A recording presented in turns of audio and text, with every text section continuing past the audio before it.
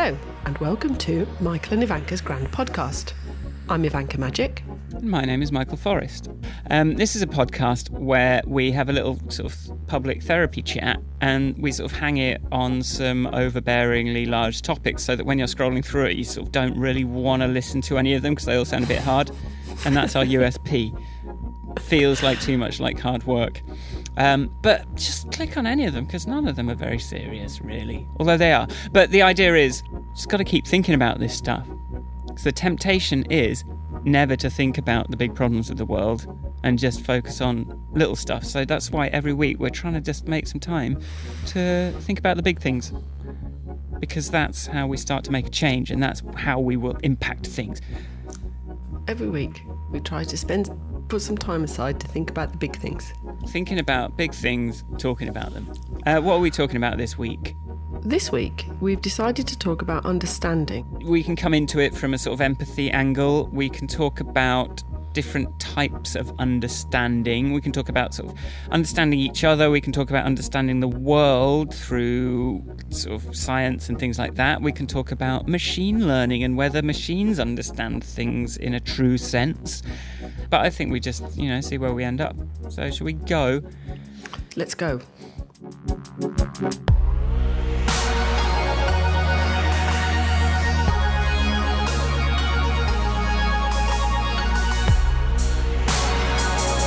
Before we start though, Michael, how was your week? My week was spectacular. It was all right.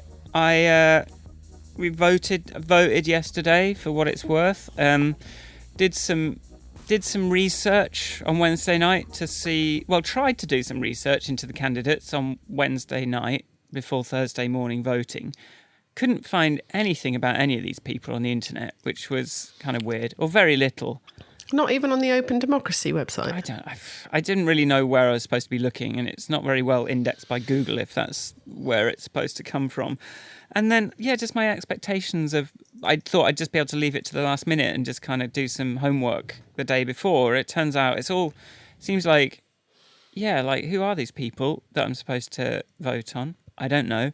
So the only person I ended up voting for was the guy that actually, I think he was already our councillor, and he helped Sharon out with our sort of leaky wall and in unresponsive housing association. He actually kind of dealt with it and got something done. So I was like, okay, well, he seems good. So we'll do that. And so you didn't just vote for the red one or the yellow one or the green one? Well, I voted for the guy that had helped us out, but it also was a red one. But then I didn't vote for all the red ones because I was like, well, that's not what I'm about. But I also was like, and then there was this other one, the councillors. I was like, I don't know who any of these people are. I don't know. Next time I need to do a bit more homework ahead of time, realising that my expectations about how digital this stuff would be. I feel like if you're running for election, you should at least have a decent Twitter account, right? But apparently not. Oh my goodness. I think one thing perhaps we should offer is Open Democracy people, offer them some assistance with their SEO, it sounds like. Oh, yeah, some SEO, some flipping search engine optimization, if you didn't know. Maybe have a website if you're running for something. I don't know. Is that mad? It's not that hard to do. If you kind of want to tell people who you are, I mean, it's the easiest thing to do, isn't it? Apart from just knocking on doors. If you're Labour Party, they're still big on leafleting. Yeah, but what's a leaflet? It's like 50 words, okay. Or like a bigger leaflet. I don't know. Bigger leaflets have more words or bigger words. I'm just thinking we just got these flyer things and that was about it. So. Oh, really? It was pretty much a shot in the dark, and just thankfully, I happened to, at least one person actually had a kind of good experience with. So I was like, okay. Well, to start. Well, one way to help is to get involved with your local party of your choice. I forgot to talk about when we went to this council meeting last year, which was quite interesting to see how that all worked. But I think I just kind of conflated it with sort of the moments in Parks and Recreation where they have the sort of public forums. But yeah, just seeing how they talk a lot of talk, but nothing's ever going to get started. It put me in a bit of a bad mood yesterday, just kind of going, well, I'm trying, but you got to throw me a bone here. Like, flipping heck.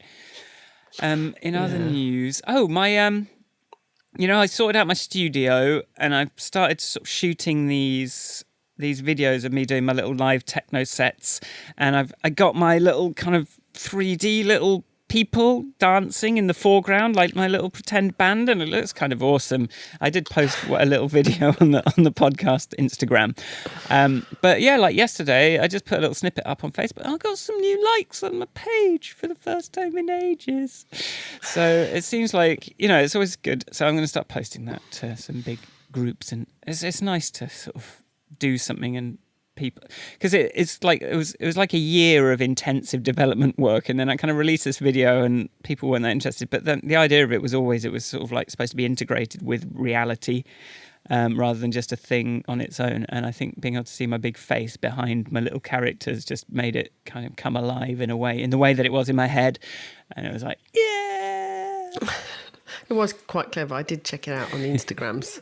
And there's lots more I can do with it. I haven't even I'm not even moving the camera around yet. I just turned a lot of the stuff off for that demo. Work's going okay. I was thinking I think maybe this job can be I can stop complaining about what's my big thing, because I'm actually, for my day job and potentially like part of the kind of higher level team now in this thing, which is a platform for helping other people change the world. So I think I've always been a good kind of make tools for doing things kind of person. So, I think that suits me. So I can sort of panic a bit less about whether, about this being a practical thing, and just, it's about exchanging ideas and people connecting just with words without even any programming. I'm just rambling and you're not saying anything.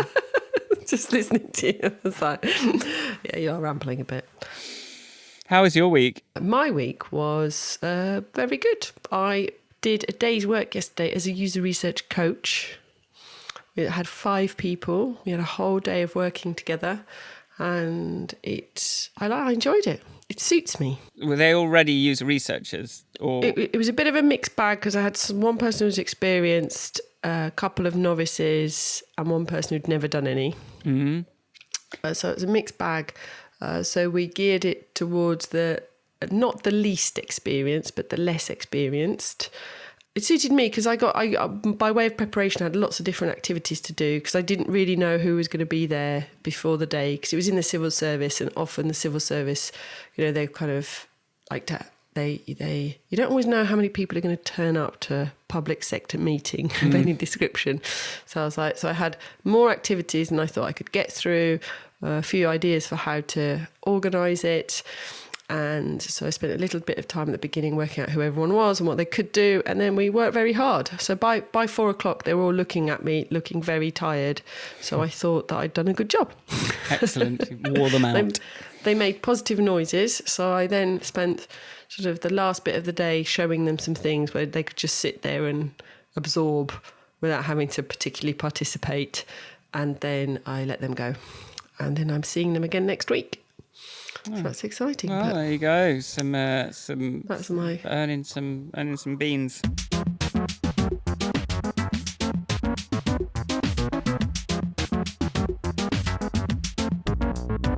How do you know when you've understood something? I believe that I've understood something when I can explain it to somebody else and can answer their questions. Okay. And then they walk away feeling like they've understood it too. There is what's that click though before where you just go, oh yeah, there we go, that makes sense. It's a weird thing. That's what I did this week. What did you do? I binged watched this YouTube, and this pertains to understanding. I binged watched like probably 35 odd hours of this YouTube series of this guy building a computer from scratch on a breadboard, on a set of breadboards. So he made a clock, he made memory registers, he made like a little unit for doing addition and subtraction. He made command register, all the different bits of the computer, and like all with these little LEDs, and sort of did one at a time and just went through it. And I was like, I understand things that I've never understood in my life, that I've been working with computers for so long, and I had these books, I had books growing up, and I was into electronics when I was like a little boy, but actually something about the way he presented it and went through it. It just clicked so much stuff, and it was just it's fun, and I was just addicted to it because I was like, I'm understanding new things, and it's just kind of a pleasure to just watch this guy go through these things, talking about these concepts that I've had a sort of vague understanding of, that's enough to get by. Or maybe I've just never really needed to understand the lower levels. But now I'm kind of going, okay, right. So the program counter ticks forward and it loads in the instruction. And then it's all about like bitmaps and kind of, it's all transformations of ones and zeros that kind of result in things. And then if you kind of set it up to have a certain mechanical thing, then it all sort of works. And it's magical. It was magical. So yeah, understanding is What's is it called? Fun. I'll link to it, but it's called Building a Breadboard Computer. And the guy is called Ben Eater, and it was great. if you're remotely interested in how this stuff actually works inside, then it was very clear, and he did a really nice job of presenting it. I was in a clothes shop the other day, and the woman she was taking my money. She was trying to take my money on her computer, and she got a blue screen of fatal exception error. And she said, what have I done? I said, don't worry. Wasn't you. It was the computer. It was the fool what programmed it. She was like, oh, I don't know what to do now. Just turn it off switch it off and switch it back on again. So I think I'm quite addicted to understanding things. I like understanding things. It's a nice feeling. But like, it's that thing of, do you know you understood it? Because sometimes I'm sure you can think you understand something, but don't. And you have these conversations with people and they sort of act as though they've understood way before seems realistic. They call it active listening. Yeah. I understand. No, I understand. No, you don't understand. You're not listening, and you think I'm saying this other thing. Yeah, understanding is very connected to listening. And that was the thing. Like, yeah, watching this YouTube series, just like it was one of those things. It was very engaging, but if I zoned out for like 30 seconds, that's it. Like rewind. You had to rewind. It was one of those things where like you gotta sort of just pay attention. I think that's one of the things that's really hard. So I am a what do you call it? A skim reader, a scan reader, whatever. So if I'm relaxing, I read trash. That I read, maybe look at on a page. I might read an actual third of the words, so I can sort of go. I can gobble up a cheap, easy novel. Yeah. But then when I have to read something where I actually want to absorb the information and understand it, it's quite a struggle to get myself in the brain space to go, right, I'm reading this, I'm going to absorb every single word. And I have to rewind even when I'm reading, never mind listening to somebody else talking. I think I'm better when I'm listening to somebody telling me something. I find that's an easier way. I'm less likely to zone out.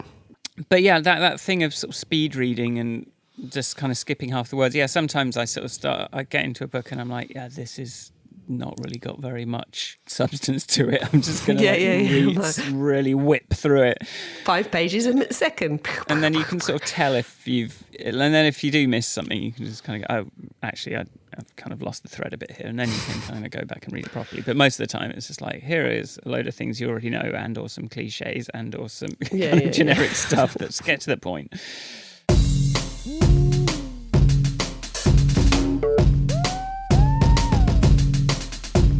There's these sort of painfully meandering, abstracting, wandering all over the place French philosophers, Deleuze and Guattari, that a lot of my friends at university studied. And so we always had to talk about their theories. And I hated most of it. And I tried to read the book that they all read, there's 1,000 Plateaus, and you just kind of go, what are you? You're just saying all the possible words and ideas between each sentence, and it's just going off, and you're not actually trying to make a point. You're just trying to make my brain go in every single direction, which I don't appreciate. Thank you very much. But something they did have was this concept of abstract machines, which I quite liked. So an abstract machine being, well, my understanding of it being this sort of replicating sort of mental process that you can, if you can explain a little mental process to someone else, and then they've got it in their brain as well. So we're kind of these collections of little sort of algorithms that they sort of bounce around, and they're not necessarily always connected. They're so abstract, I can't think of an example of one. There's like a kind of a little thought process that it could even just be like a thing that, like a mental model of what someone else would say.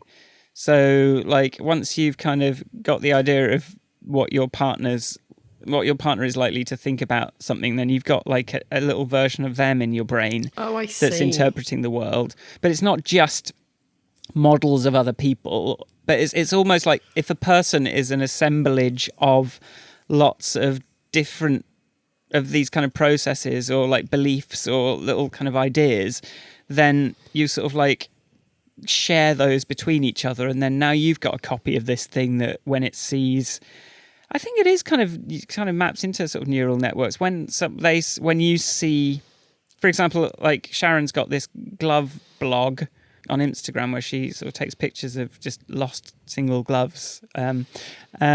And now, so she's got an algorithm in her brain which goes, oh, if I see a glove on the floor, I take a picture of it and post it to Instagram.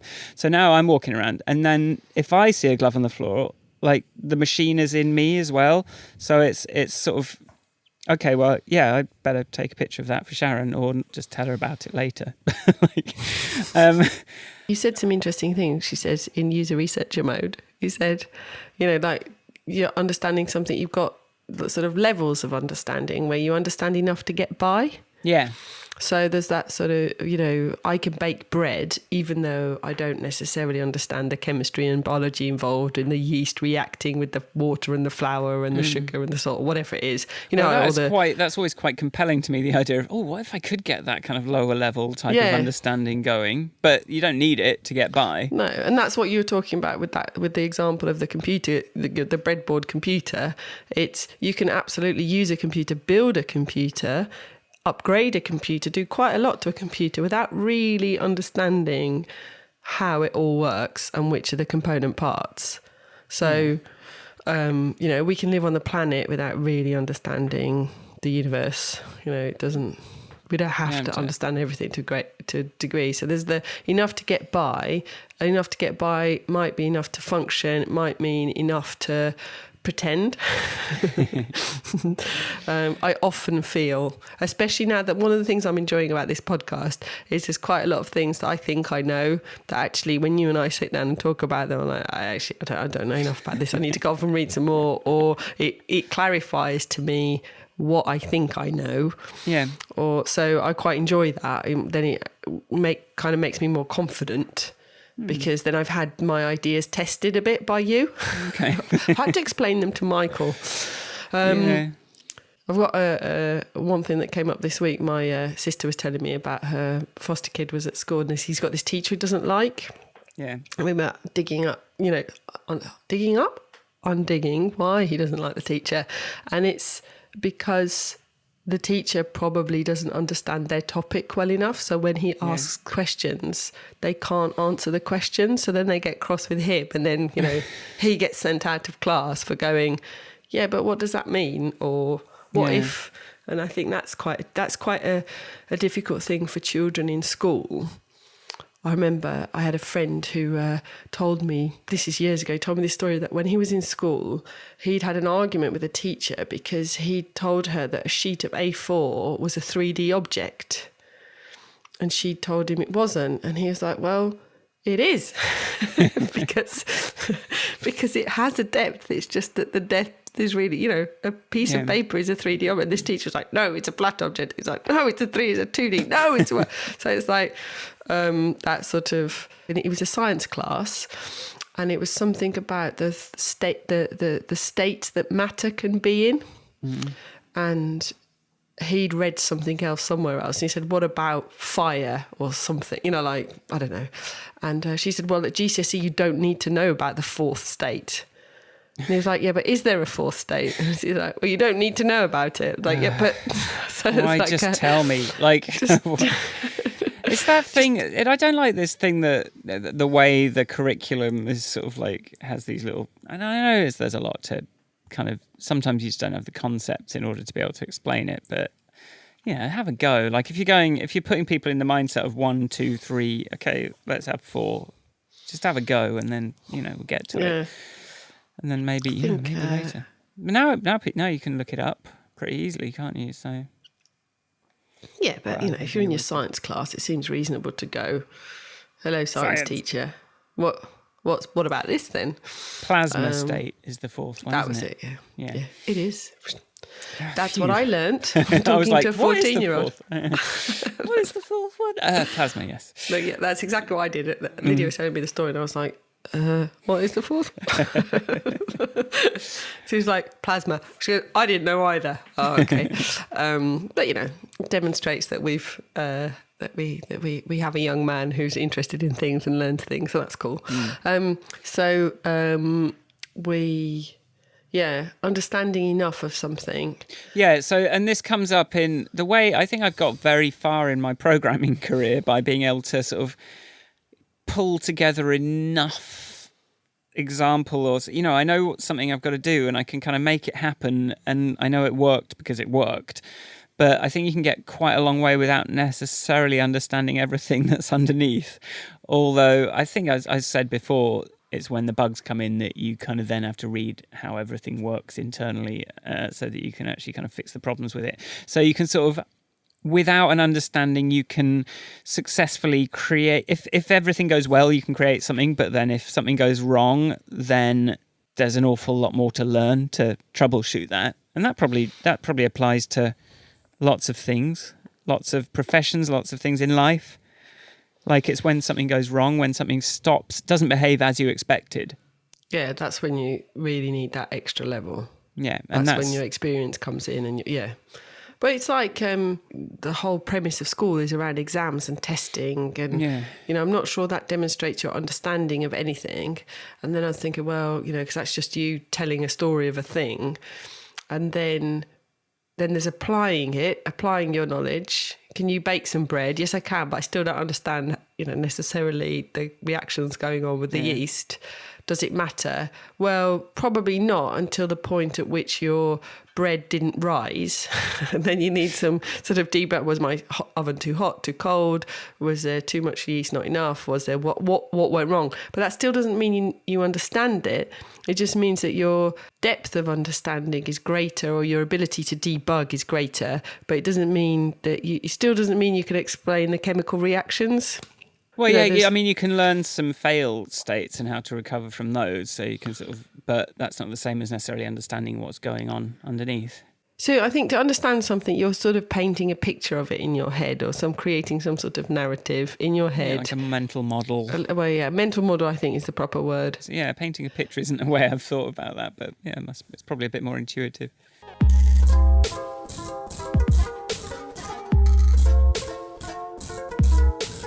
I think I have spoken about this before, definitely. It's like, why didn't I do mechanical engineering instead of electronic engineering? Mechanical engineering seems to me to be far less abstract than electronics. You can see things move, you can see cogs, you can see all these things, and it's just like, it's kind of easier to understand. You can play with things. I've got a stepper motor that I still haven't managed to make step, but I've watched some more videos. The good thing now is if you don't understand, you can probably find a pretty good YouTube video on it. But I was in the realms of really dodgy, some bloke wearing weird gloves as he did something, and some sort of EDM music playing over the top of it, just to sort of demonstrate, put a capacitor here, twist these wires on awkwardly here. So Chris Anderson of the TED website has got a whole treatise on web video being a kind of a revolution in terms of sort of spreading ideas and understanding things, and that I can't remember the details of the talk, but he just talks about sort of being shown something and seeing a person talk about it, and just that kind of demonstration is so much more kind of, reading is quite abstract in terms of human interaction and understanding, and it's kind of an invention of recent-ish times, whereas someone talking to you face to face and maybe showing you a picture or showing you something is like orders of magnitude more powerful, is his kind of his angle on this. So that's so now, if you do want to do something, you can probably find a good, there's so many people putting up explanations of things on the internet, you can probably find something that's, even if it's a mainstream thing, then you can probably find it. You Suck at Photoshop was quite a good YouTube series on how to use, like, a funny kind of narrative-y sort of how to learn how to use Photoshop series about a sad man and who's sort of having a divorce or something. And similarly for there's another one, You Suck at Producing, that's quite good as well. It's just like some Ableton Live tricks, and he presents it quite well. So as there's more and more kind of instructional content available, you kind of get people doing a little bit more, making it funnier, making it kind of finding new ways to make it engaging. But even just TED, just the sort of explosion of just here are some novel concepts, here are some things that may spark some ideas. It's been, I mean, it was a lot of inspirations coming from just seeing an interesting TED talk back then. It's got a bit harder to find an interesting one now. I think it's a little bit oversaturated, but you still sort of once in a while. And plus, it's kind of the structure of them has become a bit repetitive. They always kind of do the same thing now. I was just thinking the video thing. I still prefer somebody to come and to sit with somebody and to do something, for them to tell me about it. I watched a documentary. Being a two-way video, that is, isn't it? You can actually ask them questions as well. Because I want to get. I'm curious about Google Analytics analysis of all things. Right. I lead a very interesting life. But obviously I've used it for a long time and I can do it, but I'm sure there are things that I don't know how to do. Sometimes you've used something for a while and you kind of know where the things are, but you just want someone to kind of start from step one and just take you through in order. And I kind of think school is a bit too preoccupied with that step. You've got to do it in order. But actually, I don't think that always has to come first. No. That's exactly. So basically, I've been using it for a long time, happy with it, but I'm sure I'm missing a trick, and I'm sure there's more things that I could do with it but I haven't asked myself the questions yet. And so I'd like somebody to do a "did you know" kind of thing. So I was looking. So but I can't be bothered to watch a video about it. So it's still Google Analytics, and I still think that it'd be more interesting to sit with somebody than I might have a laugh then. Something I often do with these things is play them at like double speed, and then you can just kind of hear someone talking through something really quickly, and then if it does get a bit difficult, then you slow it down again. Top tips. You can watch it at half speed, which makes them always sound drunk.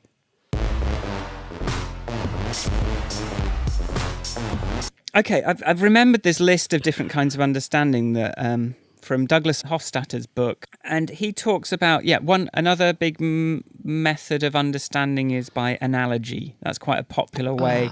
This is like this other thing that you already understand. Okay, I understand it, even though probably there are some sort of but if you can start from that kind of this is like that. Oh right, I see.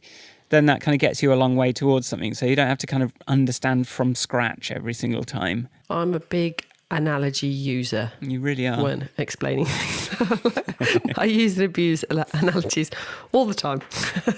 Another type is, and then he talks a lot about the difference between sort of Eastern approaches to knowledge and Western approaches to knowledge.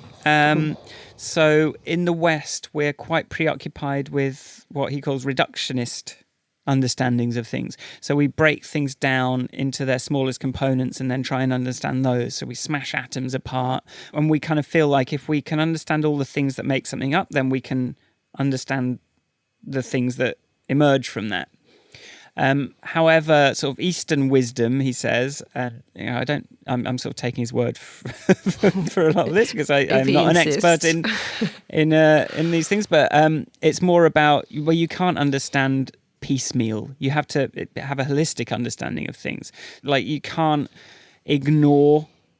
And they sort of find our reductionist approach to knowledge very limited because we're not kind of taking that overall view. And often I find myself quite frustrated that people kind of just sort of ignore. Well, we talked about it in terms of medicine. They're just focused on the drugs and the kind of talking to you for a bit, but just not really huge aspects of well-being that come from the environment and the kind of surrounding interactions.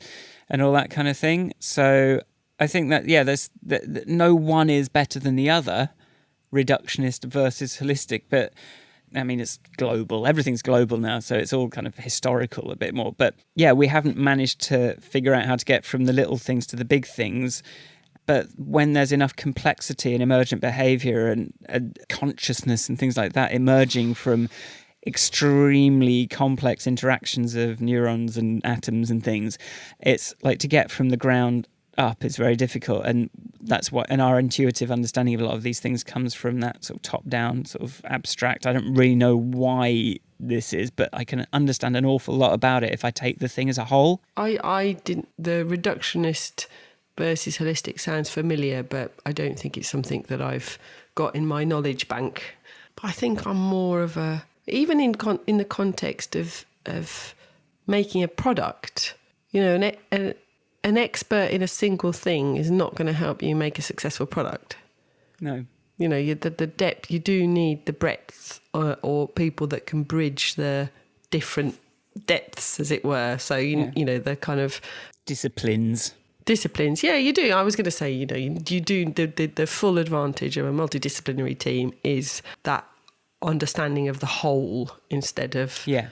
And that's what makes something successful, which is why the sort of attributing too much strength to any particular discipline isn't a particularly good idea and doesn't really result in successful products, unless you're lucky. There's always a bit of luck.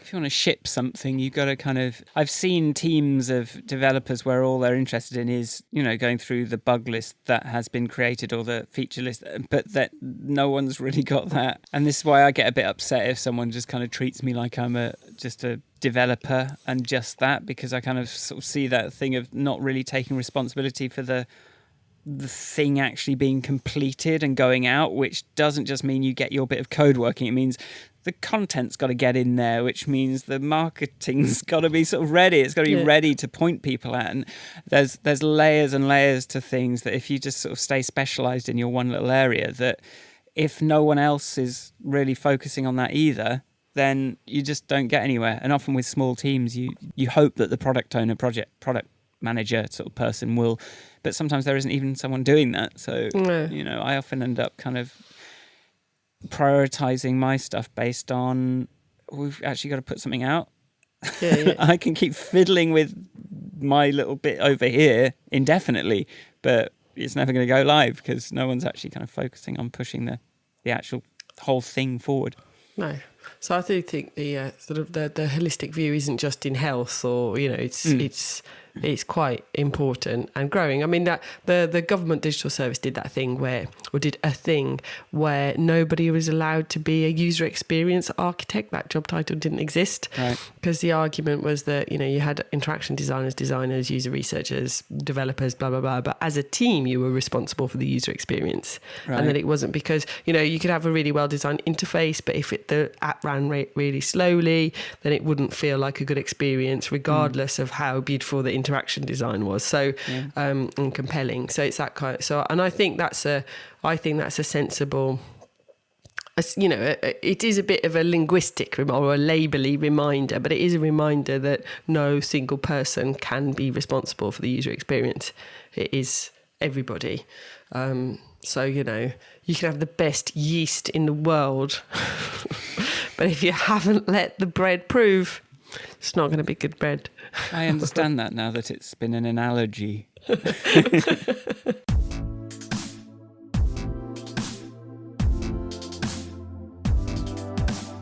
I have always been interested in, you know, the hardest problems, I think. Maybe not day to day, but I like stuff that makes me feel clever when I figure it out. And the sort of biggest gaps, I think, in our understanding, a couple of the key ones for me are consciousness, and then also I just think music as well for me is sort of kind of the same, like similar art maybe in general, but for me music is this thing that sort of is the kind of the complexity of consciousness, but in a different way. It's as kind of inscrutable in similar ways. So my idea about consciousness was always, okay, well, we can try and sort of understand it, and you do sort of take a Turing approach, take an algorithmic take different ideas of, what is thinking, what are ideas, and we've sort of, computers were created based on how people thought brains worked in this sort of mechanistic, okay, we take this thing and take this thing. And what we've discovered from building, taking that to an extreme is like what its shortcomings are as well, which is a machine will just keep doing something stupid over and over again indefinitely, whereas the stupidest human will stop after a couple of times and go, what, this isn't working. This ability to sort of step outside the problem is quite fundamental to intelligence when you're looking at it in terms of how computers are different from people. But I always kind of felt like we would know we understood intelligence when we had recreated it. And maybe that's true for, you can say it gives you a certain kind of insight and understanding if you can recreate something. So it doesn't have to be intelligence or consciousness. It can be a car or a little robot or a little breadboard computer. I think that's quite a good way of understanding things. Just try and make one that works. I've gone from understanding to consciousness. I don't really understand what consciousness is. Well, I'm not saying we have to talk about consciousness. I'm just saying that that's something that I think we don't understand yet as a race. Right. So that's where it kind of gets interesting. Like, how would we know when we do understand it? Yeah, how do you do it? Because a lot of the way we learn about things is to do experiments and reproduce. That's okay. I know. Okay. Yeah. I don't know that I want people reproducing consciousness. No, it's tough. We're going to figure it out. I'm scared. If we do want to just, if you do, like the book that kind of made me stop worrying about it quite as much was Daniel Dennett's Consciousness Explained, where the basic idea, he's like, it's software, it's complicated software. I'm like, okay, yeah, that's something I have like as kind of an analogy that I can use and go, okay, right, it's very complicated, weirdly engineered software. So yeah, interesting. So I'm sort of like, it's enough to let me kind of stop worrying about it quite so much. Because I mean, the alternative is it's a magical soul that lives in our bodies and then floats off into space or floats into some other astral plane, like, which is that to me when I was younger, that was like the alternative. It's like, okay, is there a soul? Is there not? Like, if there isn't, then in 20 years or whenever it's always 20 years, then we will have created something that seems to have a soul. But if we haven't, then okay, well, it's still open.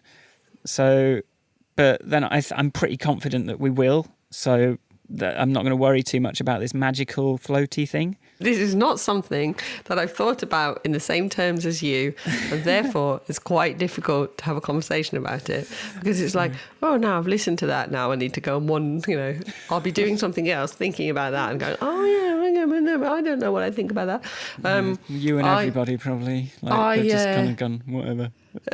It goes down to that sort of like different emoji responses, it's kind of like a nod of the head. It's one of those. Well, how can we tie this back to something we can have a conversation about? I'll make it more insane if you want for a minute. Oh, do. I went for, as you know, I've been struggling with my sore shoulder this week. Yes. So I went to see a friend of mine who's highly qualified.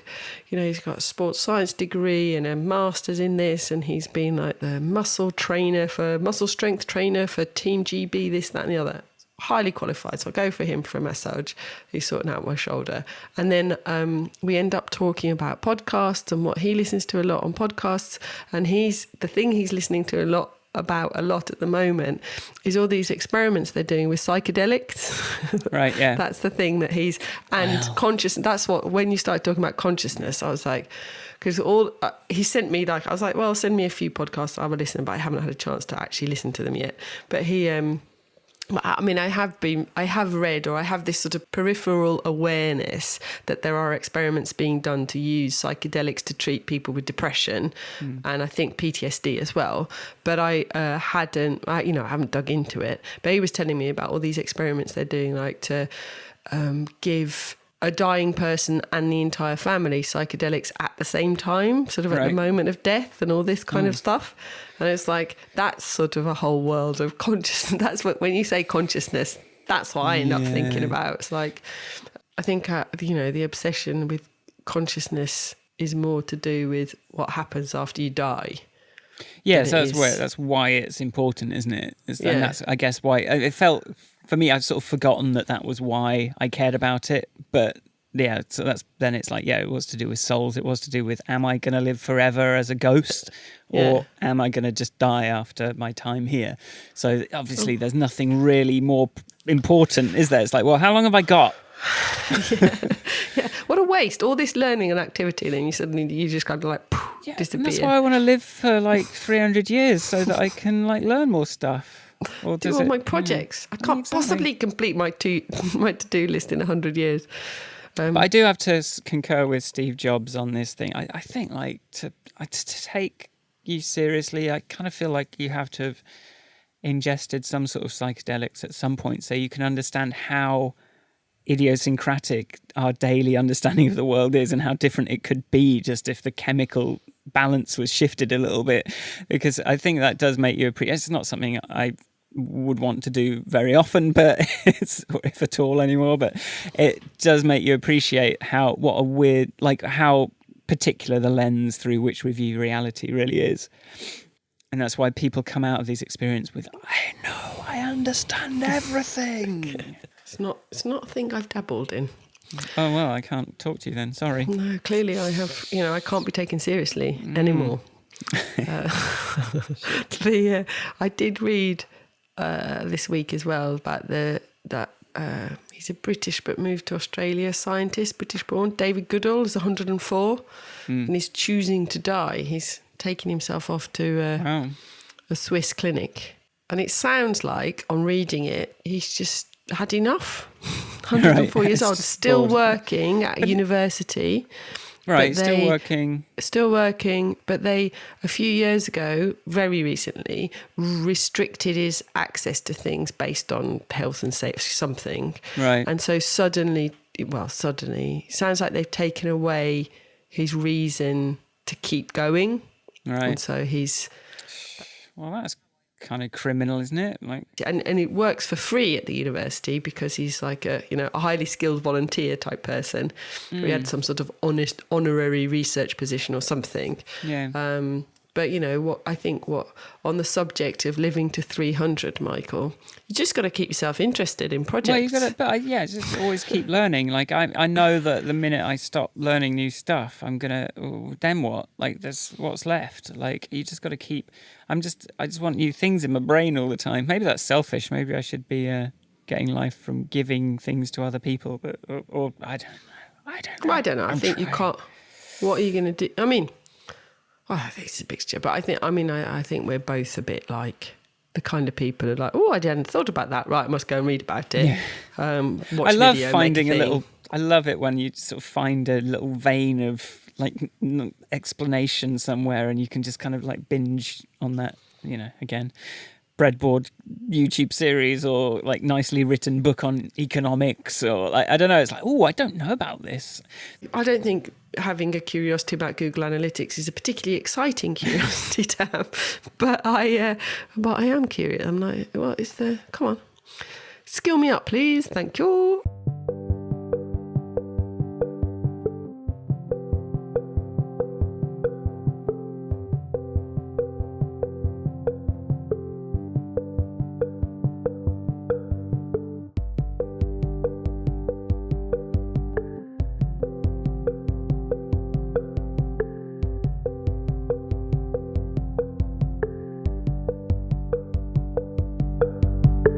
You can't understand something if you're asking the wrong questions. And that's how we build up our set of questions that we ask about the things around us. And we ask the world those questions by looking at them or talking to them or, but if you don't know the right question to ask, then you'll never, sometimes someone's just missing something really important because they're just not asking that question.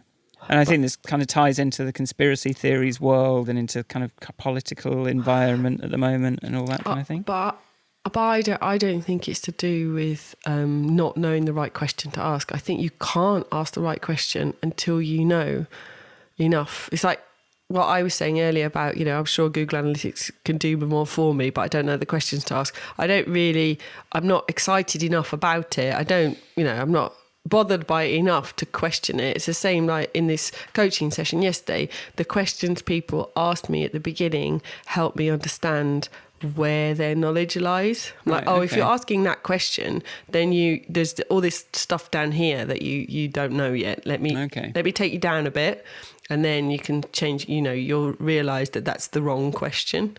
But I don't think you can ask the right question until you know enough. That's what I say. And then, that's true. And then also sometimes you develop an intuition about what should be possible.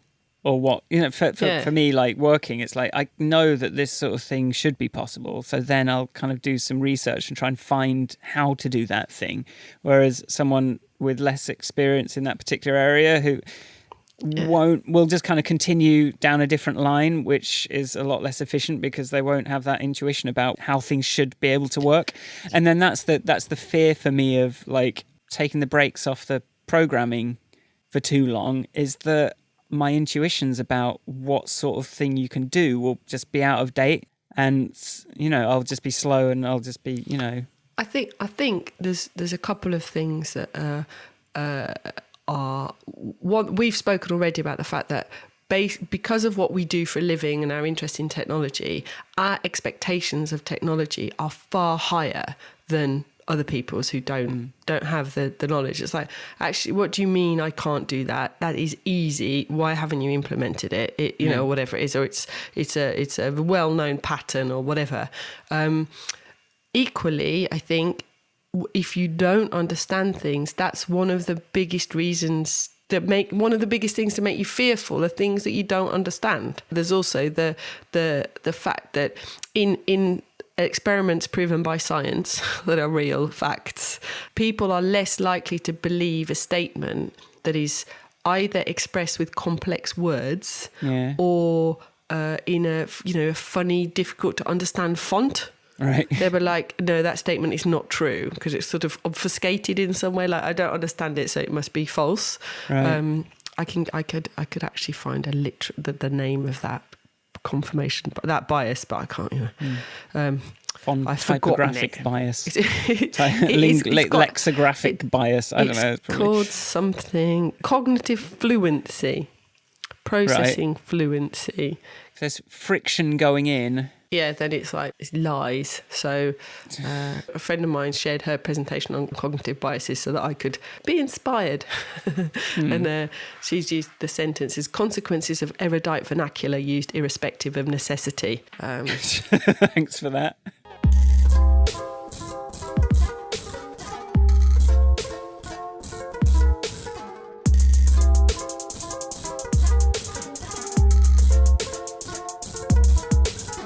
There is some sort of weird scale or continuum of, this sort of plain English explaining something well versus dumbing down.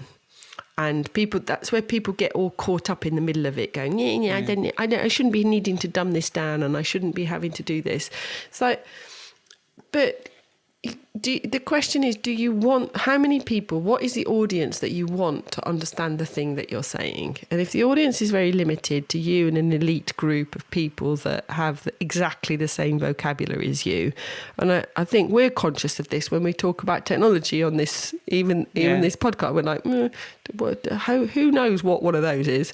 Or how many people, how much are we limiting access to what we're talking about by using words like that?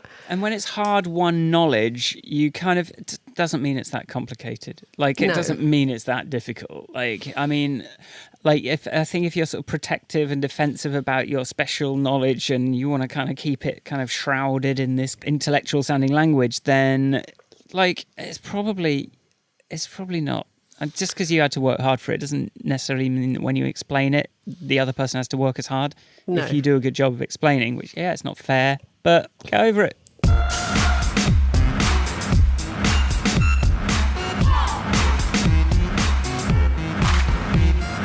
Yeah, I'm going to tell you one more story that I thought of. So Make it interesting. Make it interesting. It's going to be a story about a small child. No, this week I told you I've been taking her to dance classes. She calls it dance class. Anyway, first two trials, she goes along. There's a massive mirror. She loves dancing, so she's basically, of the 30 minutes in there, spends 23 minutes running around in front of the mirror, going, "Hey, look at me! Look, big mirror! Woo, look!" So after 2 goes at this, I spent quite some time explaining that when you're dancing at home, you can do whatever you like. But when you go to the dance class, you have to listen to the lady and do what she says. So we arrived this week and she just points her finger at her and goes, "I'm going to listen to you." So I think she's got it. Well, I guess there's that progression of what sorts of things you can understand as your brain develops. And yeah, I remember kind of like presented with a newborn baby from some relative kind of going, "Well, I reckon this one's too young," not understanding words or anything like that, but I bet the baby can sort of understand groupings in a visual field. So let's like arrange colours and see if the baby connects with that. And yeah, it seemed to have some good results.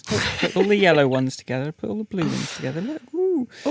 Just kind of try and give someone a little learning experience. Yeah. But it's sort of similar to that's learning how to train a neural network, a sort of synthetic mind is, you go, this is loads of different pictures of cats. And then there's a label, that's a cat. And does the computer now understand what a cat is? Enough to be able to tag it in your photo library. I don't know. How much more understanding does it need?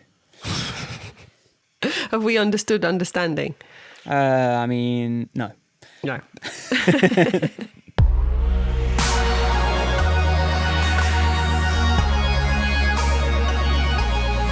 Thanks for listening to our podcast this week. If you like it, we've got a website, grandpodcast.com. We've got Twitter, @podcastgrand. We've got an Instagram, which is kind of taken off. We're putting a bit more stuff on there, Grand Podcast. We've got a YouTube. All these things are linked. And where can people find you? People can find me at Ivanka on Twitter is the main and best place to find me on the internet. Yeah. Everything else stems from there. Yes. I make music. My website is michaelforrestmusic.com. I much prefer it when you say, "Mate, I make music." Not, "I'm a deluded idiot," or whatever you were saying last week. That's what I am. You have to be. I make music. For some reason, I make music. Yeah, I don't make music. I listen to music. I can't listen to music because I've made too much music. It's because I understand it too much. Oh, so it's ruined. That's one thing we haven't covered at all. Is the fact that there's a point at which you understand something so much that it's ruined. A little bit of mystery might not be a bad thing, or a little bit of lack of understanding. Should we do mystery next week? We could do. Sounds like, why not? We've been out of our depth on many other topics. Why not be out of our depth on mystery? That's fun. Let's do that. All right. Can you still vote in the the British Podcast Awards? Yes, you can. You can still vote at britishpodcastawards.com/vote. Search for Ivanka. I think that's the easiest way to find us. And give us your votes. Let more people discover this wonderful podcast in which we demonstrate how out of depth we are on many a grand topic. Oh, have you noticed I've been playing us out on the podcast, by the way, the end music. I've started playing a bit of music, playing over it, doing a little solo at the end. I've done it for 3 weeks now. I keep forgetting to mention it. I did a little trumpet solo a couple of weeks ago on the end of 22. Yesterday I did a little synth solo. Keep an ear out. You might hear something. Just a little kind of bow on the end of it. Yes. All right. Well, thanks again. Yes. We'll see you next time. Don't forget things like iTunes reviews. Oh yeah, iTunes reviews. iTunes reviews, or Apple Podcast reviews, or Google Play reviews, or Spotify follows, or like YouTube our YouTube subscribes, videos, click like, subscribe. Stuff. Do just engage, send us questions, give us feedback, tell everybody, subscribe. Generally, get involved. Help us make this a better podcast for you. That's what I say. All right. Bye. Bye. See ya. Bye. All right. See you then.